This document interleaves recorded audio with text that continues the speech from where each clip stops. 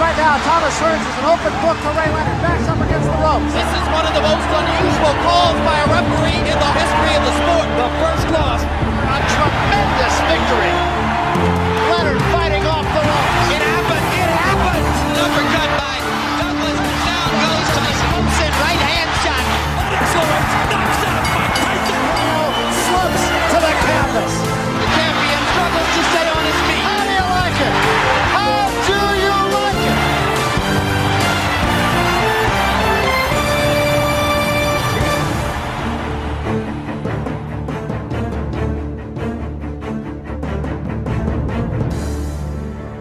Hello, I'm Jim Lampley. Welcome to this look back at Lewis Tyson, one of the most memorable fights in 30 years of boxing on HBO. When Lennox Lewis and Mike Tyson finally met, years after they first might have, and both on the dark side of 35, their fight was a preordained watershed.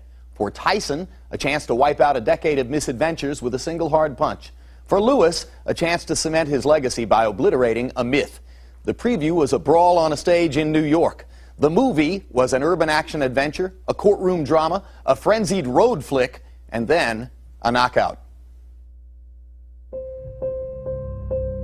There was no logical reason in boxing terms that a fight between two guys past their primes should have counted for so much.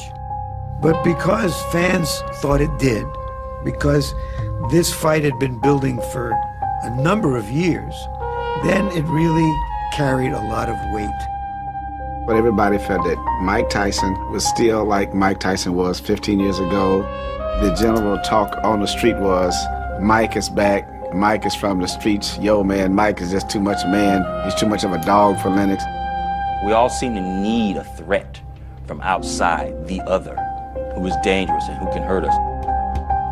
And we need the champion who can save us from that. Lewis, he should win.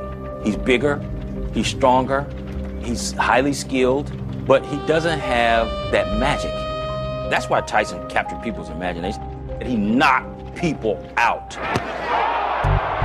Mike Tyson stunned the boxing world with his punching power when he turned pro in 1985. He was still a teenager, just a few years away from a troubled childhood in Brooklyn, New York.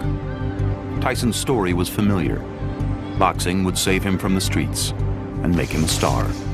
The youngest ever heavyweight champion at the age of 20. And we have a new era in boxing. Shortly after he became the heavyweight champion of the world, he became the poster boy and did ads. Knock drugs out of your life by just saying no. Just not sharing my diet. Mike Tyson. He was well-spoken, had a nice smile, a little gap tooth, but a nice smile. He was a charming young man.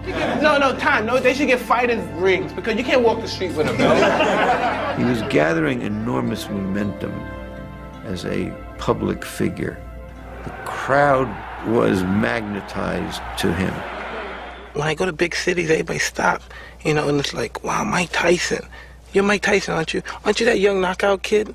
And it's like, wow. When he started to become popular, he would talk to me about girls, and if girls would find him attractive, that he felt ugly. I remember sitting in traffic, people coming out of their car to give their daughter's phone number to him.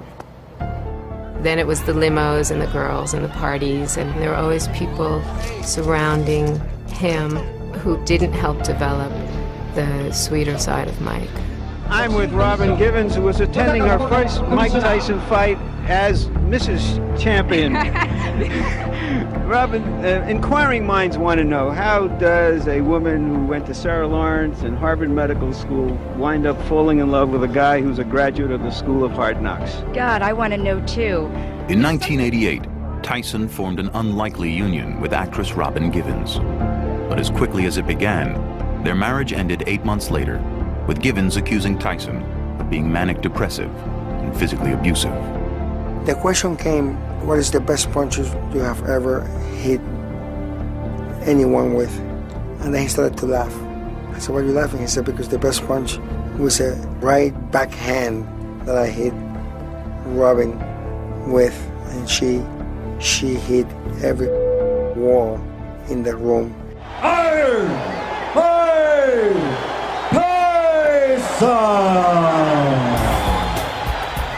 At his peak, Tyson was terrifying, a master of destruction who paralyzed his opponents with fear and amassed a captivated following. But in 1990, a 42-1 underdog, James Buster Douglas, would hand Tyson his first shocking loss. At the same time, Tyson's chaotic personal life became front-page news. Jail. In 1992, he was found guilty of rape and sent to prison, where he would discover the Islamic faith before being released on parole in 1995. As I've told Mike on many occasions, man, when you got out of jail for that rape beef, you know, all you had to do was clean your act up, man. You could have been the greatest thing since sliced bread. But no, Coach, I want to roll like I want to roll. The pimps, the hoes, the druggies, those my people. GQ Punk, them. I don't care about them.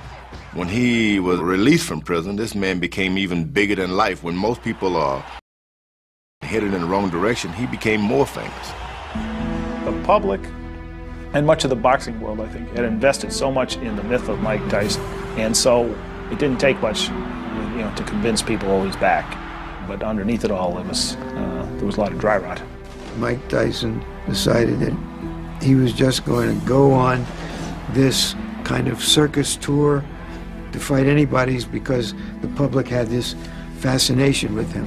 He was just going to go for as much money as he could make. After prison, Tyson was still a box office bonanza. Not so much for his abilities, which he put on display against dubious opponents, as for the frightening behavior he had begun to exhibit in the ring. The bizarre ear-biting incident with Evander Holyfield came first, and that was only an appetizer. And the fight with Botha, you know. Botha kept, you know, messing with him. So, hey, I'm gonna break his arm. Stop that! Hey, Mike. When they asked him at the press conference, did you try to break his arm? Yeah, I tried to break his arm, so what about it? And then he's in against Lou Savarese, and Savarese is out. And the next thing you know, he's pounding him anyway.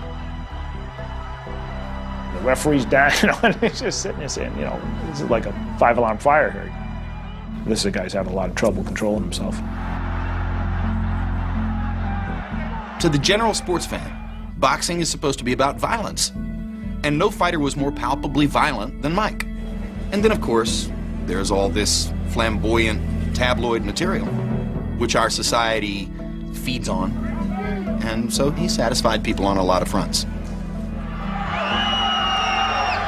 We were drawn to him. It's not like Mike Tyson broke into our house and said, watch me, okay? So everything repulsive and bad and negative about him must also be in us because we were drawn to him. Tyson's notoriety eclipsed the recognition of Lennox Lewis, whose journey had been very different from Tyson's. Ironically, before their paths diverged, they came together to spar as teenagers. And Tyson's trainer, Cus D'Amato, made a prophetic prediction. Cus D'Amato would say, these guys are going to meet in the future.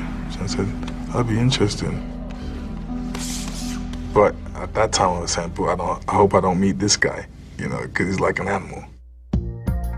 Born of Jamaican descent in London, England, Lennox Lewis spent his youth in Canada. He arrived in Toronto at the age of 12, and it was there that he discovered boxing.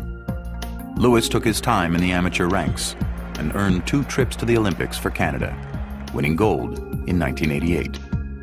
In a way, Lennox was in finishing school when Mike was becoming a global figure. Lennox Lewis was one of the best right-hand punchers in the amateurs. Wells is down. Everything you want from an Olympic gold medalist, Lennox Lewis had the package. I beat the great American superstar Riddick Bowe, knocked him out. And the winner is Lennox Lewis.